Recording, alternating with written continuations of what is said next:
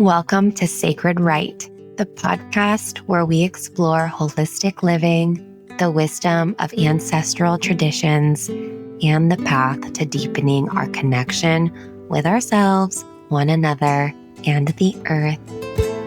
Together, we will embrace wellness in all its forms and rediscover the sacred callings that guide us home.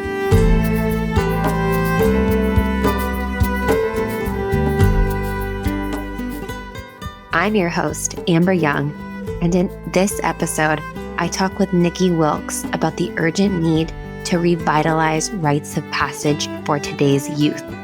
So what does it really mean to come of age? In ancient times, cultures across the world understood that stepping into adulthood wasn't just about getting older. It was about transformation. It was about challenge, community, and initiation. But in today's modern world, many of these rites of passage have been lost, leaving young people to navigate their journey into adulthood alone. For young men, especially, the absence of these traditions has left a void. Without guidance, many seek initiation in dangerous ways, through risk-taking, reckless behavior, and chasing external validation. The lack of strong mentorship have left many boys lost, disconnected, and struggling to define what it truly means to be a man. But what if we could change that? What if we could reclaim the wisdom of our ancestors and bring back rites of passage into the modern world? What if we could offer young men a structured, sacred, and meaningful way to transition into adulthood? In today's episode, we'll explore the deep importance of rites of passage. We'll discuss how these rituals help young people develop resilience, purpose, and connection to their community. We'll also look at the unique struggles young men face today and why now, more than ever, we need to bring back meaningful initiations that prepare them for adulthood with honor and intention. So join me and my guest, Nicky Wilkes, as we dive into the lost art of coming of age and how we can reclaim it for the next generation. Hi, Nicky. Hi, Amber. It's so good to be with you. I'm so excited to have you on this podcast and have an episode about something that I feel is so essential for raising youth and living in the world and being in the world. And the work you do has been so inspirational to me. And I just want to share what you have going on. So can you tell us about your organization, Journeymen, and why was it founded and what inspired you to start the work that you do? Yeah. Thanks for the question and thanks for the invite. I guess to tell the Journeyman story goes back a long time, and I think I'll start sort of at the 8-year mark, which was the decision to really create the organization. So Journeyman was at first a vision with my best friend Alex and I, and a response to what we were noticing both locally but more pan-culturally too, particularly for us in North America, as folks raised in the US, just noticing patterns in youth development, and particularly among boys.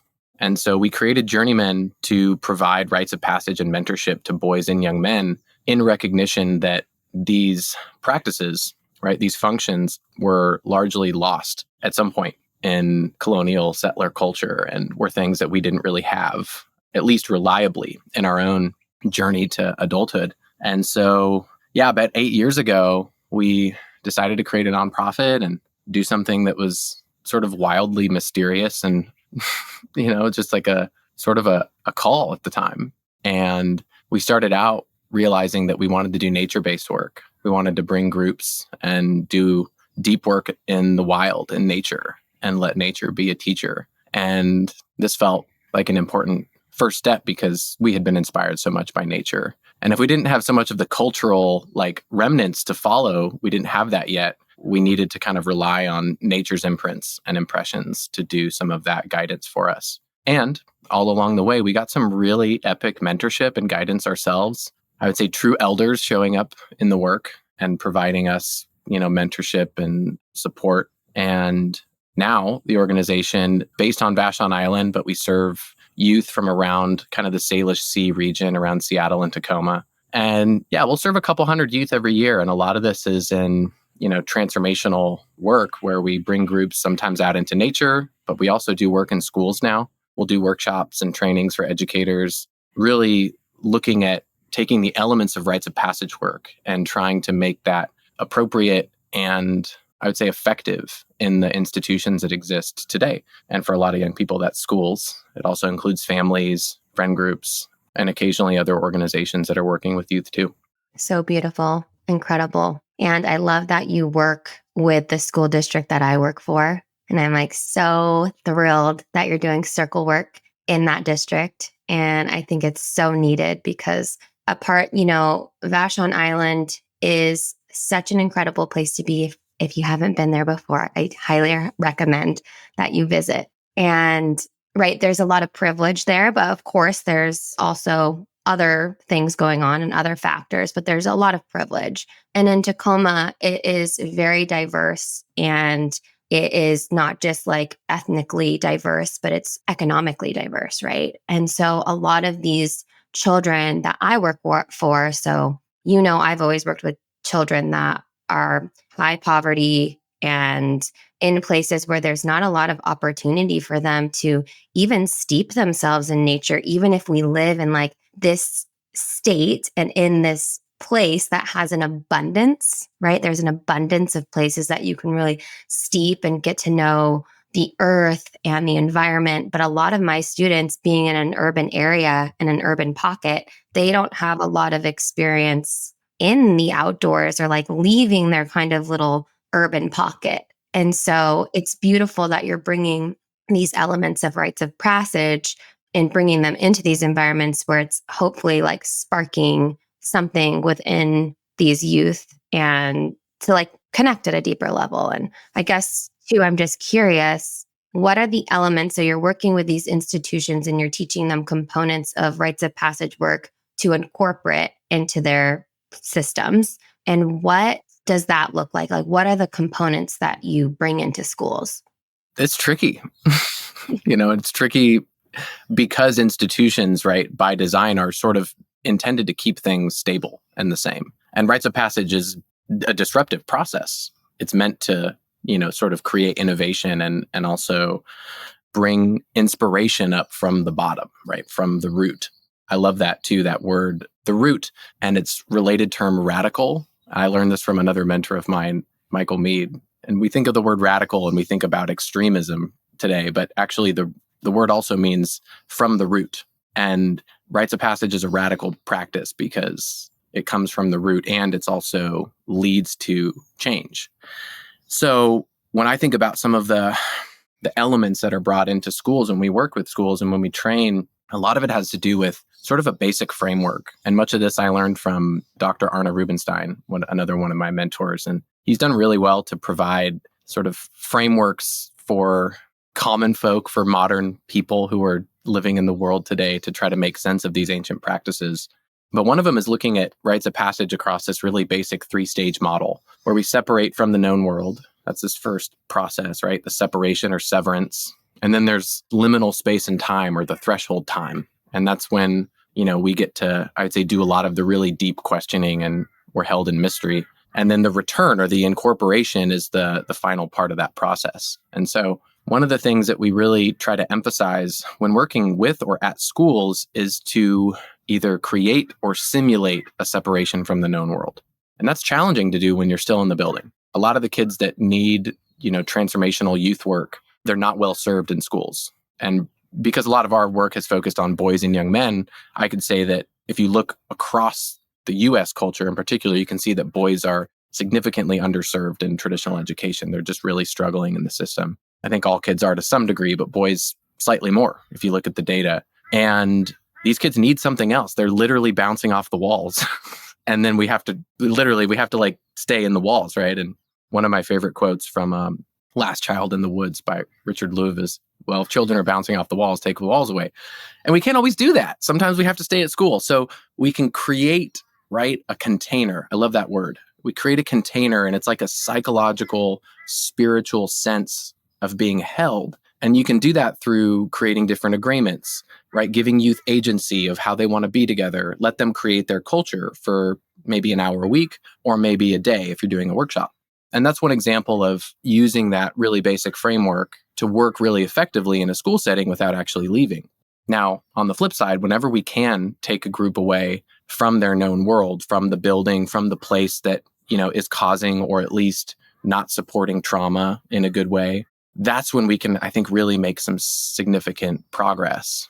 And so we've been exploring templates now that are really exciting for me, because for a long time, it's been hard to make the case that it's worth, school districts or schools pouring big resources, like a lot of money, time, planning, energy to get kids off campus and to do deep work, I would say transformational work that's inspired by rites of passage methodology, and to do that in a way that's literally off campus. And so to share some examples, we have one that's happening this March with another local school district pretty close to you, the Bethel School District, bringing 100 middle school students from every middle school that they serve in small cohorts. So groups of 8 to 15 kids plus their teachers are all going to come together at PLU, at a college campus nearby, and we're going to have everybody for a whole day. And we get to do some of our process work together.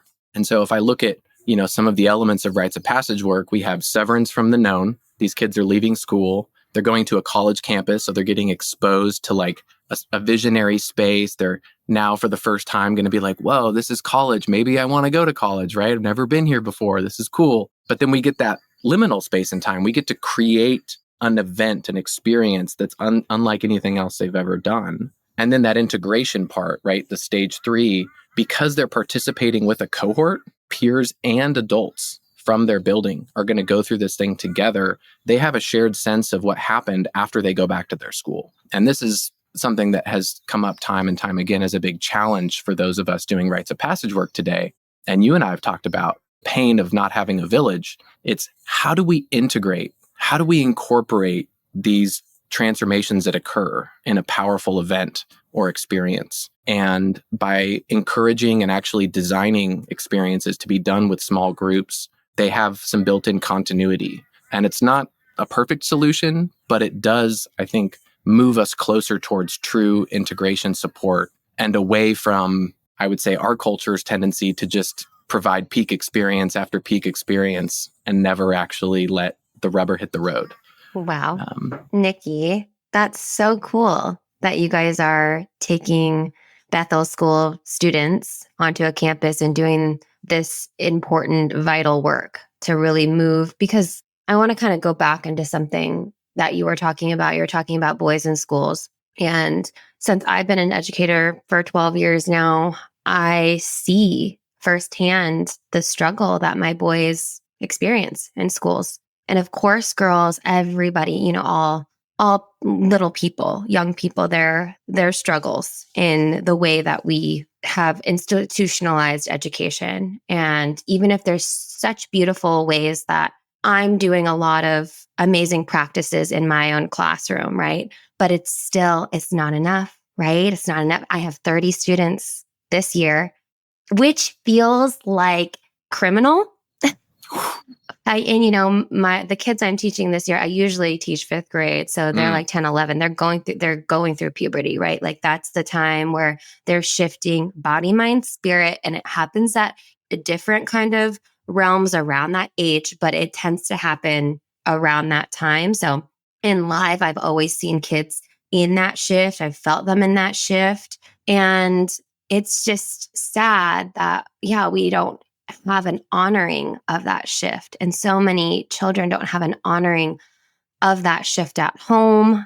You know how a lot of people are operating. But all that to say is like the boys are struggling. I've seen them struggle, and it's gotten exponentially worse, I would say, in the last decade when it comes to their social emotional well-being. Now, there's a lot of things at play here. COVID-19 happened during when my students now were in kindergarten. And so we're seeing the implications of it. Like there's going to be a huge ripple of this event that occurred in our society. And it's just heartbreaking because I have boys where I just look at them. I'm like, man, they would thrive somewhere else, in my love. I know like my love is enough, but it's also not. right? Like my love, my care, my tending. Like they need true, deep mentorship and people outside of their nuclear families giving them this deep mentorship. And they oftentimes just need other environments. Like they really need to get into their physical bodies. That's really hard in a classroom, especially in a classroom of 30 children where we barely have room to move around, it feels like. But and like literally the boys are like, running into the lockers, jumping on the table. I've had kids jump on tables, do wild things I've seen. And I'm like, cognitively, I know what they need, but then it's like, I have to manage them in this space. And it feels like, man, doing them such a big disservice, right? I feel like even if it was just like maybe if my time with them was like an hour or two and they were, we could teach them in the context of being in like a space like that just for an hour or so. And then they could get out and get embodied and be in nature and kind of rump around like they want to do because the boys want to rump around. And right now, I have 21 boys out of 30. So, Whoa. and 2 years ago, I had about the same, like the boys, I had 28 kids that year and I only had 7 girls. So I've had a couple cohorts pretty back to back that are really boy heavy. And I'm just feeling their need, right? And yeah, it really wears on my heart. But in the positive, there are organizations like yourself and with the work that you're doing with Journeyman and the work that you're doing in schools. And I really want to help support these programs to like be able to have more children access these things and like more of this work going on collectively. I think a lot of people just don't think about the importance of this work, right? And so anyway, to shift kind of conversation, like I would like to kind of go into like why are rites of passage, in your opinion, so important for boys in today's world? Oh, man. It's an emotional question for me. I want to start at the high level because I've been in this, like literally in the trenches of this work for so long. I forget that it's not immediately apparent to everybody that the issues that are wrenching at our hearts at a global level, at a national level, all levels of leadership are at least partially, and I would say sometimes primarily due to the lack of rites of passage and having uninitiated men behaving like boys with tremendous power and really being the agents of oppression. So I don't wish for anybody listening to look at boys as the problem because no child is a problem, right? Boy, girl, whatever, transgender, doesn't matter. No child is the problem, but the lack of healthy initiatory practices where we have, I would say, time-tested images of maleness and how to be a good human in the world, and in this case, how to be a good man in the world, are lost. What we get leaders who pretend to be godlike and have no connection to God, religion or not. They just, they pretend that they are the savior. And those are really dangerous things. I can also speak to the local stuff that we noticed growing up that's still happening in our community to a lesser degree. But I look at patterns of really excessive risk taking for boys and young men. And, when I was growing up, and I think for the generation probably before me, a lot of this took the pattern of, I would say, the explosive route or the expressive. And what that means is like, I don't love myself. I don't feel secure. I don't know who I am. And in order to test that and to feel alive and to feel good enough, I'm going to literally act out, right? I'm going to act out of myself and do things that are dangerous, that are harmful, that are, I would say, uncalculated risks and things that just really put me and or people that I care about into harm's way. And to do that not because I don't care, but because I actually don't know another way to cry out and get the help that I need or be seen for who I am. And so that tendency to act out plays a lot of different ways. And sometimes this is like drugs and alcohol, binge drinking when I was growing up was super common. And a lot of that I think was driving to both like to perform, but I would also say to cover up and numb ourselves, to deal with the sensitivity of being human and conditioning as a male that it's like not cool or manly to be sensitive. So a lot of numbing activities show up without rites of passage. And I could also say the way that boys and young men are conditioned to seek power over and validate themselves and power over. And this resulting in a lot of harm towards women and girls and any non-male, right? To marginalized groups.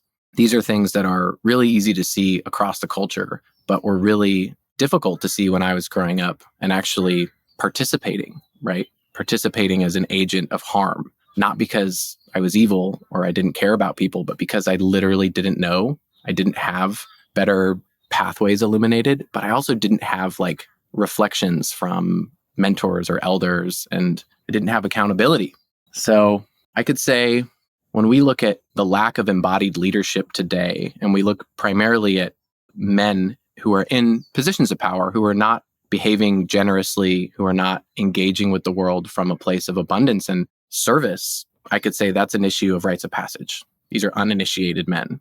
And at local levels, and we look at things that our boys and youth are experiencing 10, 20, 30 years ago and before, like I think a lot of this was taking that acting out. And what I'm noticing now, and this is really interesting that I think we get to talk about this because it's part of this change that you mentioned in the last decade, especially, is more and more of that energy in boys is turning from explosive into implosive.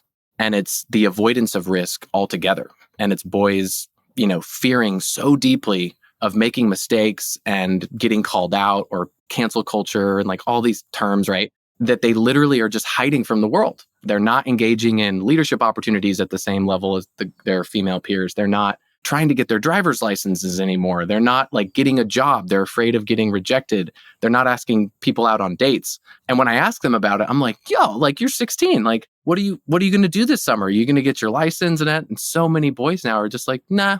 I'm like, really? Why not? And they're like, I don't know. Why would I do that? And I'm like, gosh, that's so interesting, right? And I get that this is different in different communities, but I'm talking to like youth who are from the same community that I am. And I know what freedom is represented like for a lot of young people today. And it was like, man, you get your car, you get a driver's license, like you're interested in dating, like you have all these hormones flowing in your body. Like a lot of those signposts in modern culture of like, I'm participating in the world, I'm interested in taking steps towards being an adult, creating independence. The healthy risks are now more than ever, I would say, being avoided altogether by a lot of boys and young men. And it's fascinating because it's sort of flipped in the last decade or two from primarily being explosive acts that still exist for sure, to now more and more what I'm seeing is that implosion and that inward turning and refusal to assume any risk at all, for that fear of failure is just too immense.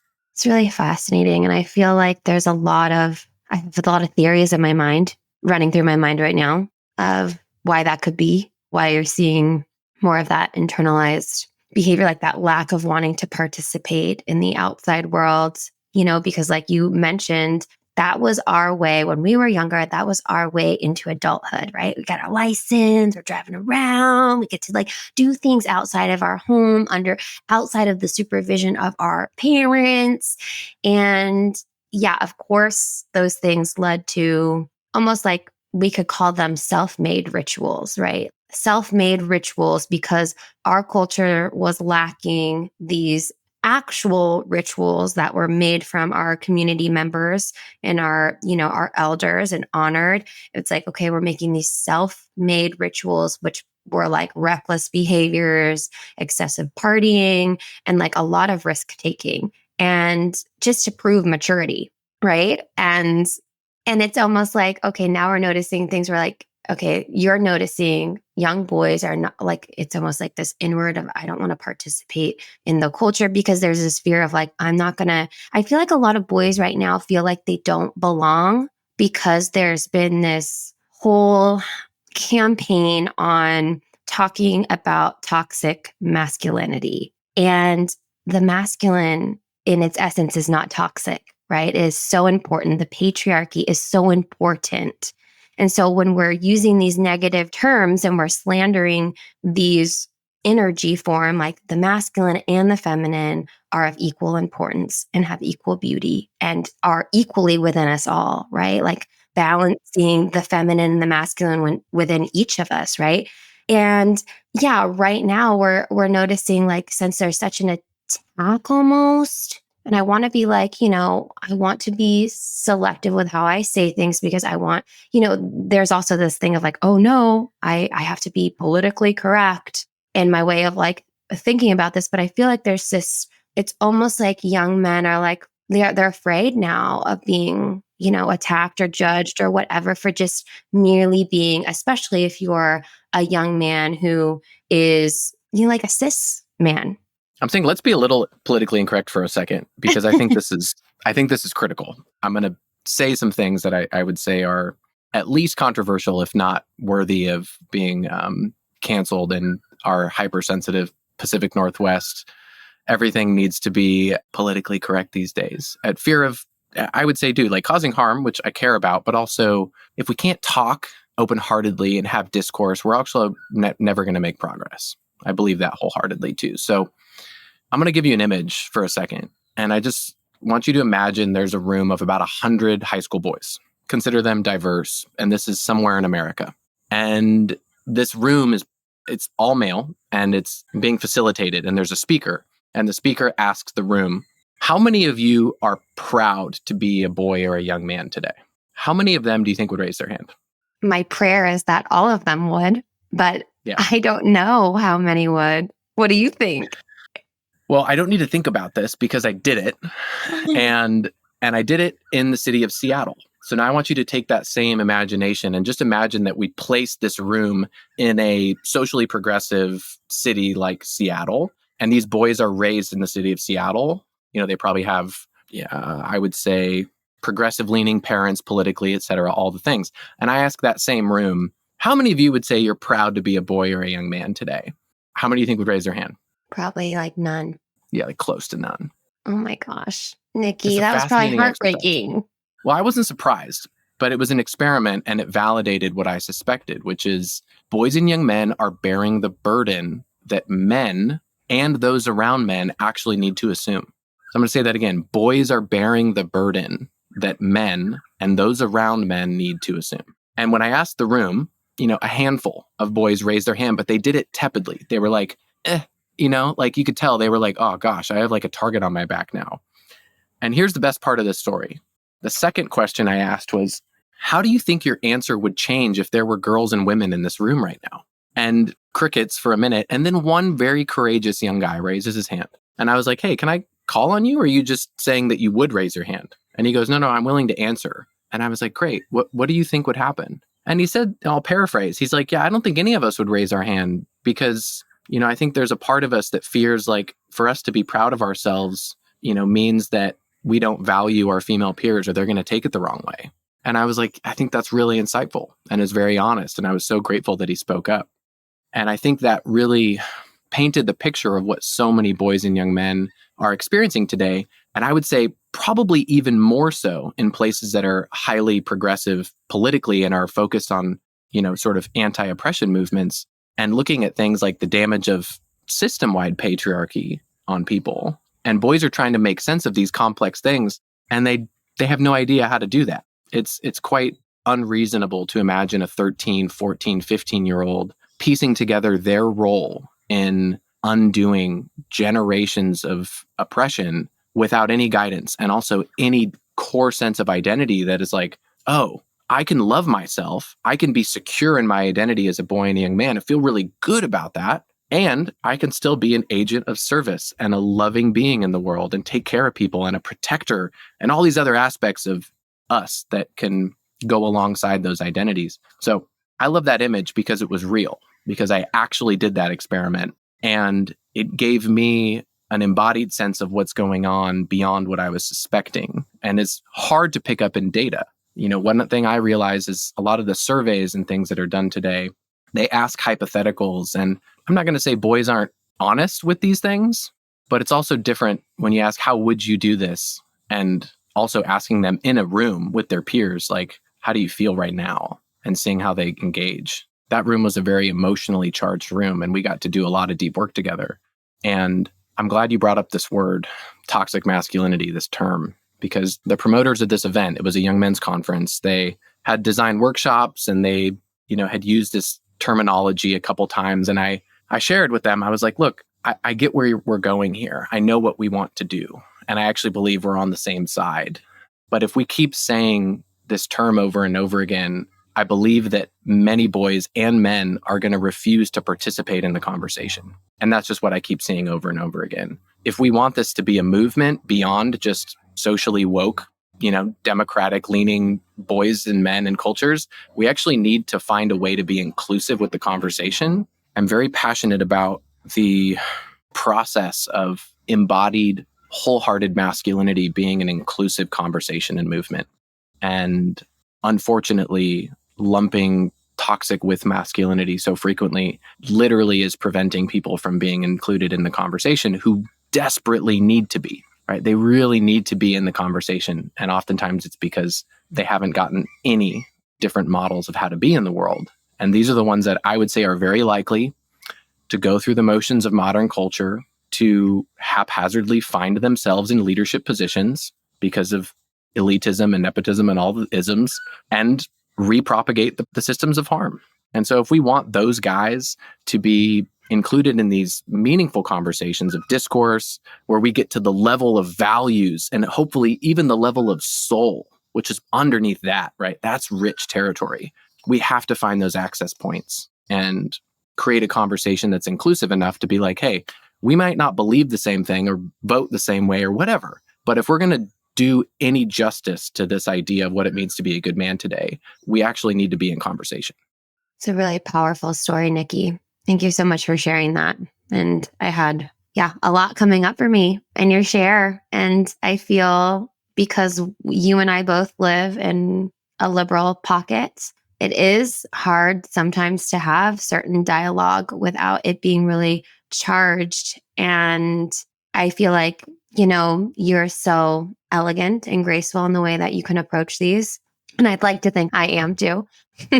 But there's a lot going on. And I love that you bring up inclusivity, because I feel like what has taken place is this like mission and drive, diversity, equity, inclusion, right?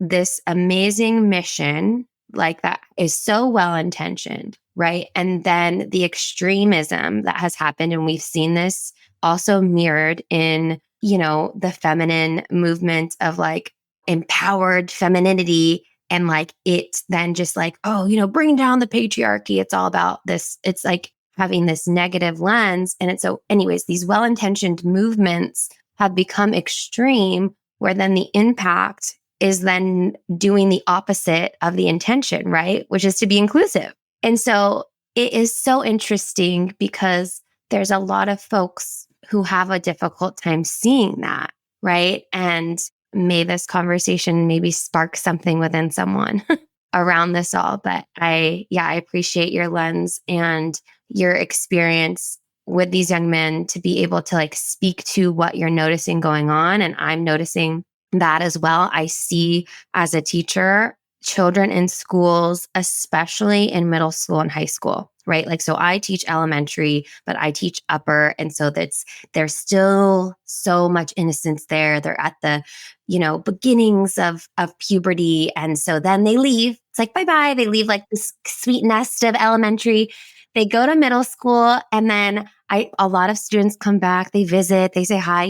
I see middle schoolers, they're picking up their siblings and whatnot. And even, the high schoolers, and come back, see me or whatever. I'm just like, whoa. First of all, something I notice a lot is it seems like the spark of joy is sucked out of them. It's almost like I'm like, wow, this child was like so kind, so inspired, so excited about life. And now I feel like, who is this person? And it's only been a couple years since I've had them, like feels like a completely new individual. And so I see like, not in a good way. It's like like something is sucked out of these kids, like spiritually, emotionally. It's having its physical implications, because I see it on their faces and in just their energy, how they're holding themselves. And I'm thinking particularly young men, for sure. Like I'm like having particular children coming up in my mind. And I'm just like, wow, it's so tragic. But what's interesting that I'm noticing now is, because there's like this huge movement of being politically correct, being really inclusive, now everybody wants to belong I'm going to bring this up. And, LGBTQ plus movement, I honor two-spirited people, non-binary, transgender. I know you do too. Like, I honor that way of living and being and like that experience for people. And I think there's something that we can really, there's medicine in that for us as a culture to learn from. But I'm noticing now the youth, like there's this huge movement, and you can call it propaganda too, like because I'm noticing on media, if you go on a Netflix or these other platforms, it's like every show is trying to be inclusive, right? And so everything, like there's a lot of imaging going on out there. In my generation, it was like the whole Barbie thing, like that having implications and hypersexualized femininity. And now we're seeing something else, right? Like we're still seeing that, but we're also seeing like children kind of like, if you're not like non-binary or trans or some LGBTQ plus person, then it's almost like you're this outsider, you don't belong. So I feel like a lot of youth are trying to find their place within that. And I'm hearing a lot of terms that, I had to look some things up when some students were like, I'm pansexual. I'm like, what is that? I'm like Googling, like, oh, okay, it doesn't matter the gender of the person. You're just attracted to the person for the person. But these are things that I did not know. I had to like Google fifth graders. And I'm like, why are they knowing? Like, what? Like, where is this coming from? Right. And so, and then seeing them now in middle school, high school, I'm like, it's very fascinating to me. And so there's a lot there that we need to look at. But I can see why a lot of boys wouldn't raise their hand to say, hey, I'm proud to be a man, because it's the fear of not belonging with the rest. It's the fear of not being politically correct. And like, that's what this work is all about, right? Your work, Rites of Passage for youth, a huge component of that is addressing belonging, right? Identity. Yeah. The need to belong. The need to belong. That is ingrained in us as a species. Yeah. So yeah. Mm-hmm. Thank you, Amber. It's a really, really rich theme that I would say is also indicative of just how much is transitioning in our culture right now. I think, again, just like boys are being exposed to things that they can't comprehend yet at an embodied level, they don't have mentorship or myths to make sense of, right? I like to go back to like indigenous practices when possible and say, well, what were they doing? Like, what sources of wisdom did they have to help guide these mysterious moments? And a lot of times they had stories that made sense across timescales that were beyond modern humans' ability to comprehend. And they gave them images and ways to make sense of this complex time and transitions. And we don't have those stories rocking right now. We don't have a lot of great elderhood or mentors to help young people, I'll say, not throw the baby out with the bathwater. And it's an awful metaphor that I'm like, it's kind of true, because there's a baby inside of youth, right? That they're trying to learn how to take care of. It's their true self. It's their inner self. And I think when we look at like the time of puberty and, the age approaching around middle school, it's a time to question. It's a time to be like, who am I in the world? Like, what do my parents want me to be? Is that me? What does culture want me to be? Is that really me? And, now that I think it's more common for gender to be included in that questioning, I don't think that's a bad thing at all. And I would also say, because of the intensity of it, I think there's probably more resistance to being okay with, I would say, the gender of maleness and whether or not that's considered cool or part of the now in movement, especially in socially progressive areas. Like, I think you're experiencing what I notice. I wonder, right, how much is being maybe dismissed too early before young people can really make sense of that. And I've personally had to sort of reorient my own patience with it as a parent, because I have an 11-year-old, and to really look at a longer time scale and be okay with short-term questioning and changes, and also have my sights set on where this is all going, right? And be instilling in them a deep sense of love and trust in their humanness and these qualities. And it's really hard. And I speak as a parent right now to other parents who might be listening, or educators, or anybody. If you ever feel like, oh my gosh, what in the hell is going on? How do I make sense of this? I feel you. Like, I have so much empathy for you, because it's not easy. And this to me is yet another signpost that is illuminating the need for a village. Like this idea that a nuclear family, that one or two parents could possibly provide for the intricate needs of an individual through the stages of individuation of preteen and teen years, is a failed experiment. The nuclear family is an awful, awful failed experiment. And it results in pressure for parents, a sense of not doing enough, can't do enough, burnout. And unfortunately, the result on kids is they experience this immense need to differentiate from everything, including the healthy parts of their institution or family or parents, and reject all of it. And a lot of that has to do with the fact they don't have a village and these other images of how to be a man or how to be a woman or how to be a trans adult that are wholesome and good and true and diverse. And because they don't have those images, they just reject it all. And they're in this like real liminal kind of state for probably much longer than they need to be. And I feel it. I feel it at a heart level, at a soul level. I think a lot of these young people that you're describing who come back after a few years and you see the light of their, the light of their soul, right? Their vitality is sort of sucked out of them. That to me is the most heart-aching image. Seeing a bright, embodied, playful child in their big child body come back in this phase and be just like a bit soulless and dull and almost like their inspiration is gone from them is the worst possible indicator for the health of a culture. Rites of passage has never been just about individual progress and like, hey, I'm going to be the best person and be more skilled and, grow up. That's part of it. But the other part is community renewal. It's what gifts are they claiming? Who are they meant to be at a soul level? And how is that going to contribute to society, to the village? And when children are coming back without that rite of passage, without the initiatory sort of motivation and inspiration, not only are they suffering, but the whole village is suffering. And we see the ripple effects in our own society, right? We are suffering, and man, yeah, this work though, I want to talk more about this work. So I'm hearing you say like, okay, we both agree we need the village, right? It's more than just the nuclear family is not enough. It's a beautiful thing. It's not enough, no matter how wonderful you are as a parent and how loving you are as a parent and present you are as a parent. It's still not enough, right? You need healthy mentorship and you need healthy eldership generationally. You need that connection. And this is reminding me of a medicine journey I had where I was grieving the lack of eldership that I personally have. Like, I'm looking for elders.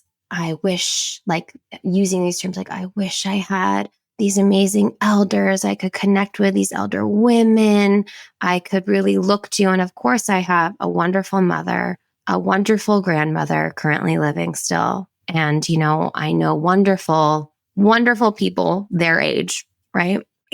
I'm looking for healthy eldership that's really embodied eldership. And so in this journey that I had with the grief I was holding about the lack, I had got a message that I needed to be the elder for my elders. Like, I needed to step into my eldership and my cronehood, even if I'm in my 30s. Like, I want to be a healthy elder for my children. I want to be a healthy elder for the youth. And so sometimes we have to be elders for our elders. And yeah, I just wanted to share that message, just thinking about the importance of eldership. But it brought me there. One of the probably lesser known things we did in creating Journeymen was actually before we ran a single camp or did a program or anything, we realized we needed elders. And so we reached out to a bunch of folks from our community who we thought were embodying the qualities of elderhood. And we just said, hey, we need help. And we see you.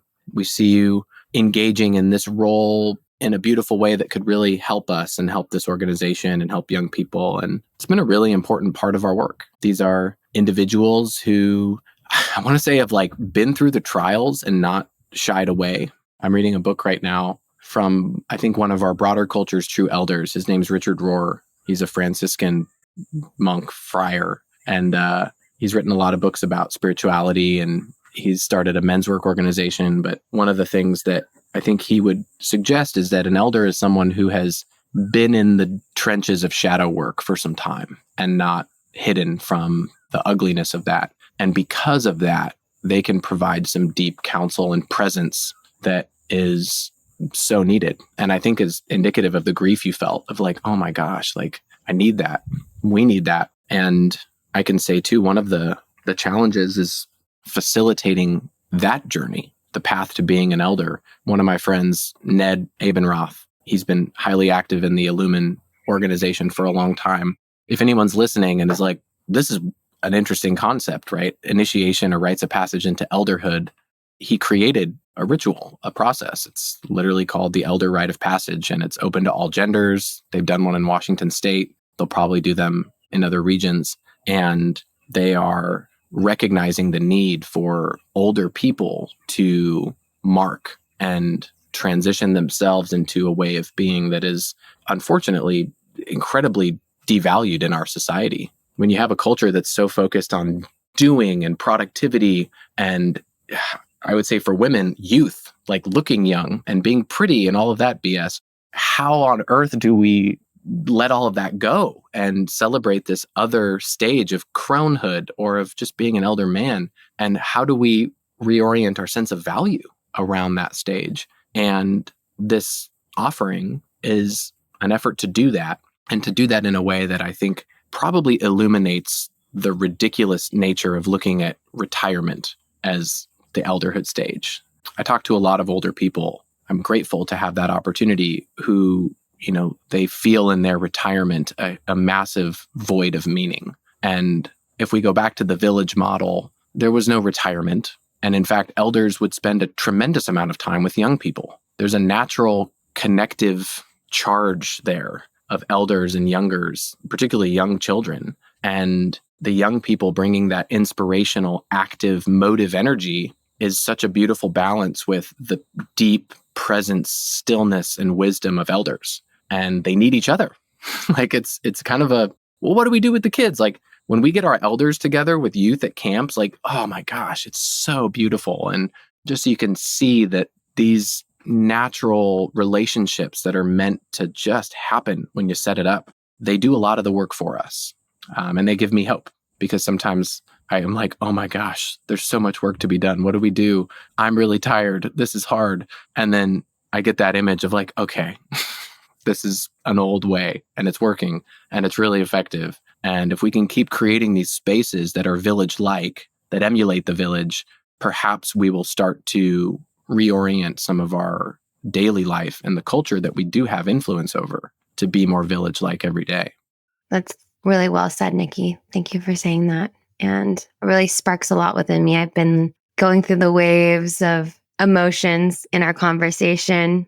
And yeah, it's feeling deeply, deeply healing. And I really appreciate the work of this person doing elder rites of passage. I look forward to diving into that and looking more into that. A big part of my passion is rites of passage work with young, women, moon maiden ceremonies. And, I've facilitated many blessing way ceremonies for women stepping into motherhood. So transitioning from maiden to mother. And I'm really interested in participating and witnessing ceremony to honor elders. And one of the elders I do work with, she has these ceremonies as well, marking eldership and honoring the phase in life where women go through menopause, right? Because we are one of 3 species on Earth that keep female gendered species past their bleeding time in their productive years. And the wisdom within that we have as a species is to pass on wisdom to the generations prior, right? So the eldership is so important within our species. This is why, people live long past their bleeds, and our lifespan is so long, because we really need the eldership. So I love that you're bringing that in. I recently heard that example too, and it was so inspiring to me. I shared it with my wife, Caitlin, who's a midwife and is really passionate about reviving the grandmother role, right? And the funnest part of this learning for me was like, it's sort of an innovation of evolution, right? Which is like, it might not be biologically necessary to have, for instance, female-bodied people living beyond their reproductive cycle, except for education and mentorship from grandmothers. Like they are literally the wisdom keepers at that point. It's like, that's why that whole stage exists and why it's been so crucial, I think, for human culture to thrive for so long amidst disaster and all sorts of change, right? It's like, that's not accidental. And it's so beautiful that we can now recognize and have some language for it, because I'd never heard it put so succinctly. What are the other two species that have it, by the way? I believe it's orcas. So some whale species, orcas and dolphins. Yeah, Yeah, that makes sense. but I have to look. But I just know that humans are one of three. Yeah.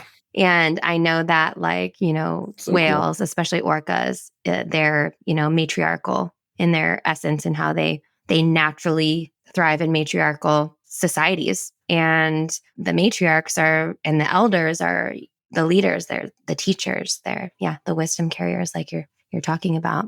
And that is true within our own species. And so, I look forward to, revitalizing that, the circle of grandmothers with Caitlin, just doing that work of like, let's honor grandmotherhood and elderhood. And I think it's really important work and powerful. And I got a visual when you were talking about, the elders that you include in your experiences with young men and how it ends up just working, right? Without you having to do a lot of planning and prepping. I mean, there's the planning and prepping, but like when it happens, when it's playing out, you're like, okay, wow, here we are. It's just working, right? I don't have to put like, now that we're here, it works.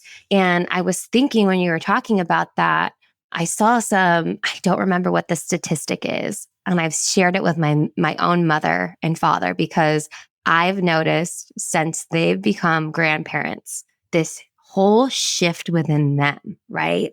Like my daughter is the only grandchild they have. And my sisters are older than me, right? So I'm the youngest. So they've been waiting a while to have grandchildren. And so they're just beyond thrilled. And it's so fun to watch them in this role. And I saw some statistics talking about the longevity of a person's life if they're a grandparent and they live near their grandchildren. Like their lifespan and their quality of life is extended. So, thinking about these villages, I'm like, we really need like retirement, like putting our elders in, homes. It's like this whole conversation about like, I don't want to be a burden, because I've really tried to convince my parents to go in on some land with us. We want intergenerational living.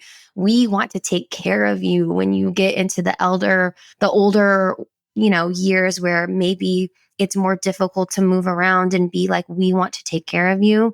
We want to give that back to you. But they're so resistant because it's this whole indoctrination of, I don't want to be a burden to my children for just existing and being old and needing to be tended to. It's like, no, you're a gift. It's not a burden. And so how, like, being in this, like, how do we reframe our elders to see like, them as a gift and not a burden in our society? I have one small answer, and I'll just share that I hear time and time again from our elders that it feels so good to be invited. Just the energy of invitation, not expected. This is different, right? To be expected is a very different energy. It's obligation, it's pressure. But to be truly invited to participate in our camps, in the lives of their grandchildren, or just young people or society, right? It's like elders feel very much, I want to say elders in our society very much feel excluded, like they don't really have a deep sense of belonging. And it doesn't take much to invite, but it is important to do so without the expectation. And I think it's one small step, right? I think we sort of learn how to do it together, but we need to start with invitation. Yeah, so important. Thank you, Nikki, for sharing that nugget. And I will hold that dear. And I want to, move the conversation back to, rites of passage work and talking about just the role that you see mentorship playing and how, you involve parents and what that process is like to bring in community to these experiences. So I know you take young men out and there's all sorts of different camps experiences that you offer, whether it's like a weekend camp or you take the young men out into the wilderness for days. I want to hear, more about all of that. We have developed templates for really the range of development and stages from the end of childhood, which in our sort of understanding is roughly 9 or 10, the beginning of puberty really for most kids today, but around that, and marking the end of childhood all the way up through when I would say most adults, we would say physiologically are done developing. And I think for boys and men, we see now it's 25, 28 maybe. It's taken us a little longer. And yeah, so we have like, short things that are day camps for children, right? For boys who are just needing to play and be embodied and learn about accountability and how to apologize, how to feel all your feelings, like really basic stuff that is really hard for a lot of adults, but really hard for a lot of boys. So we start there. And when we get into like the middle school years, we really start doing some identity-based work. And we have them, right, undergo some challenges that really test their social emotional boundaries. They get to examine their values. They get to participate in myth, right? We tell stories from cultures and times that, seem irrelevant on the surface, but actually have really deep wisdom for modern folks today. And around that age, right, the middle school age, particularly in these overnights, is when we begin to really see just how important this work is. And that's really where, like, I would say the role of a mentor becomes incredibly clear. During those years of transition, right, all young people, but boys especially, really need images of maleness and how to be a man that are diverse and give them a range of ideas of how to be. And I like to say that like exposure to these different models of maleness give them permission to experiment and actually engage authentically, maybe for the first time. And it's in those middle school years, and particularly in overnights, after a day or two in nature together, you begin to see middle school boys authentically expressing love for each other and like, affection, and also like other emotions like anger that's not violent and all these other things. You're like, oh my gosh, that's possible. And those early glimpses of it are really beautiful. And the ideal role of a mentor to me is relatively longer term than just like a 4-day camp. And one of my favorite parts of our work that happens organically is when boys or youth participate, and through their participation are stimulated and feel the call to give back and to come back in a role of service. And so a lot of our, staff members will come, are former participants at this point, which is super cool. And a lot of guys who come and have a really powerful experience will choose to come back a second or third time to the camp, and they get to be in like a slight leadership role, and they get to have responsibility and be a part of the staff team and be, treated like a young adult. And all those things are part of a mentorship model that's built in that I would say is sorely missing in a lot of our culture, but especially in schools. I mean, I don't need to preach to the choir here, Amber, because you're an educator, but I always like to suggest that for teachers feeling burnout and for all of those of us in family units and participating in these peer-based, highly stratified cultural levels of like grade 5, grade 6, grade 7, it is really, really weird. It's just really weird to do this for so long, where kids are crammed in classes of 30 and they're only with other 10-year-olds. And we wonder why they're, just struggling, and it's so hard to teach them. And it's like, yeah, there's only one adult to 10 kids, but there's no other layers present. There's no 17-year-olds in the room. There's no elders in the room. There's no 13-year-olds in the room. The design is just a crap design. Excuse my language. But when we see mentorship happen naturally, it's because we have those layers built in. And you can say to a 14-year-old at a camp who's been there for 2 years and is coming back and he's working with 12-year-olds, you can say, hey, fella, look, these young guys are looking up to you, right? And that's not a bad thing. It's a good thing. But we need you to set the tone. When we're in circle, right, we want you to be real and show them that it's okay to be vulnerable and tell your true story. And also when it's time to show up and like, clean up the camp space or do the dishes, like we want you to show them that leadership can actually look like being of service, not just being first or the best.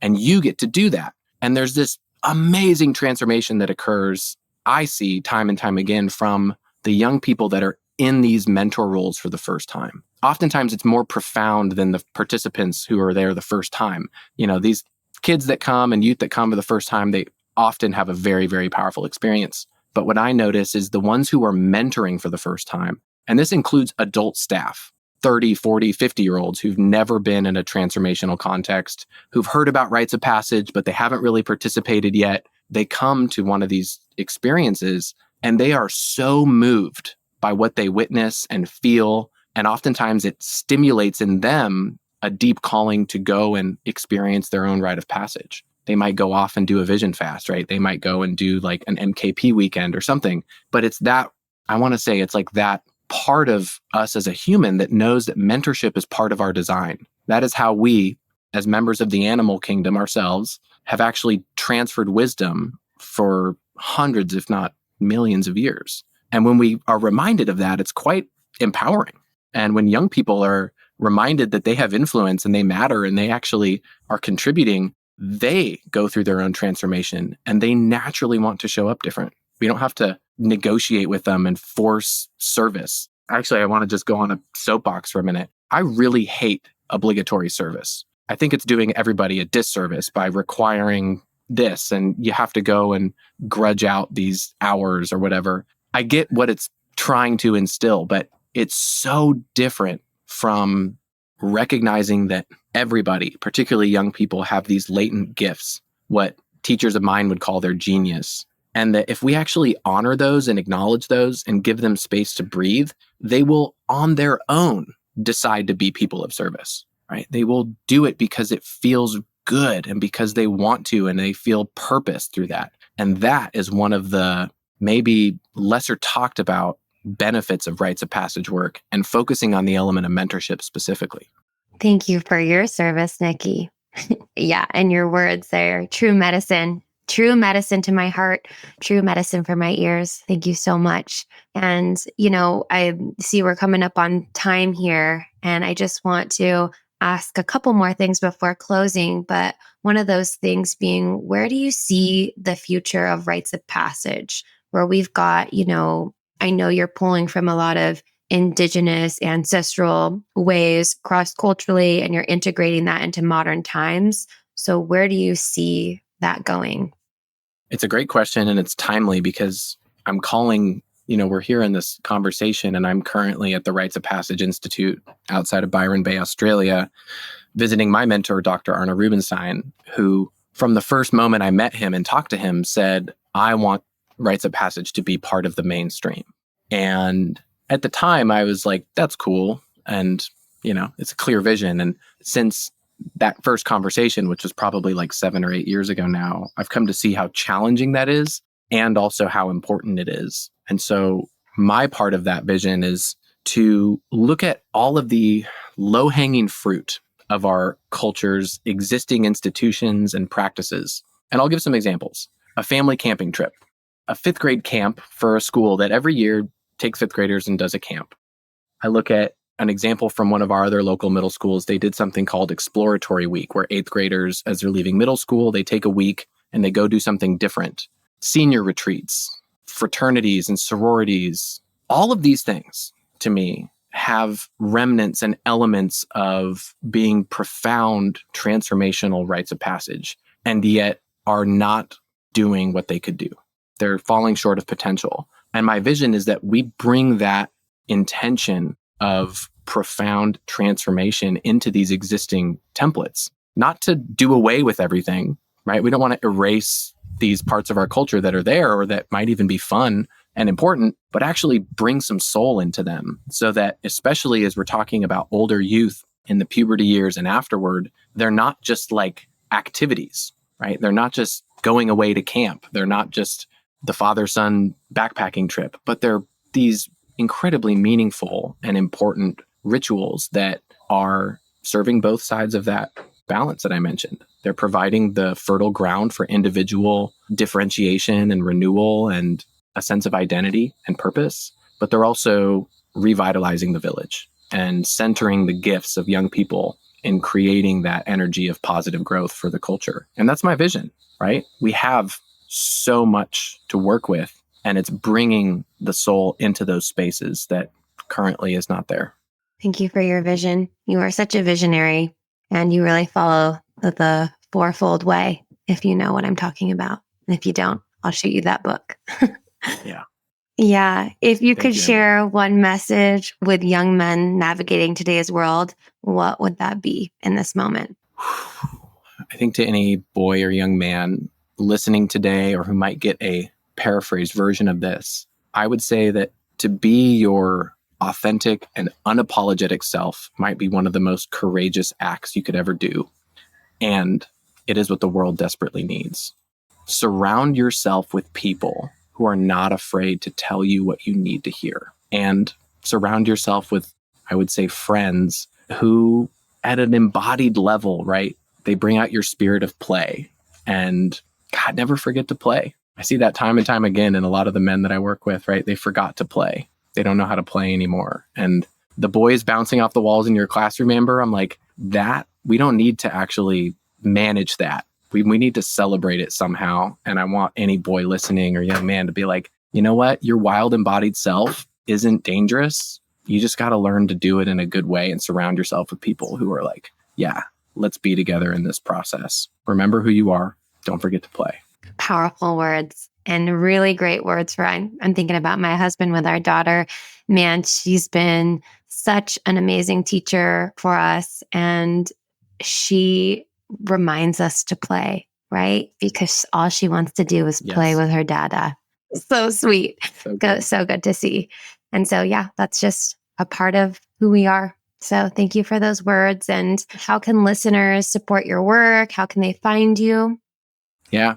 You can look up my info, nickywilkes.com. You can check out Journeyman at journeyman.us. I think our Instagram handles are the same. And, you know, sending your kid to camp is great if you're local or interested in that. If you want to bring this work to your school, you could tell a counselor or reach out to us. And we've been doing a lot of really awesome school-based work. And I'll just say, if you're really like aching for some support and you want to do something at the family level or just like with your kid, you can reach out to me. I've helped a lot of parents, right, implement a version of a rite of passage that's appropriate for their kid that doesn't require doing a whole camp or a program. Rites of passage can be a very small scale thing, and to imbue the same aspects even at a family level or just with a few people. And I really want this to be more accessible to more people. So please don't hesitate to reach out. Thank you so much, Nicky. Such an honor talking. Yeah. Thank you, Amber. It's an honor. Thank you for walking this path of holistic wellness and mindful living with me. I hope today's discussion planted seeds in the hearts of those that need it most and has inspired you in some way. If you found value in our conversation, please consider subscribing to the Sacred Rite podcast and leaving a review. It really helps this podcast reach more listeners, and I would be so grateful. I would love to connect over social media. My Instagram handle is @sacred.rite. There you can stay up to date on upcoming episodes, current offerings, and small batch releases of our handmade botanical remedies. I will leave any relevant links from today's episode in the show notes. The music in this podcast is from an incredible musician and a dear sister of mine, Satori Key. Be sure to check out her music on all major platforms. Her medicine music is transformative and deeply healing and has truly changed my life. Tune in next time. Until then, nurture your body and soul. And remember, it's your sacred right.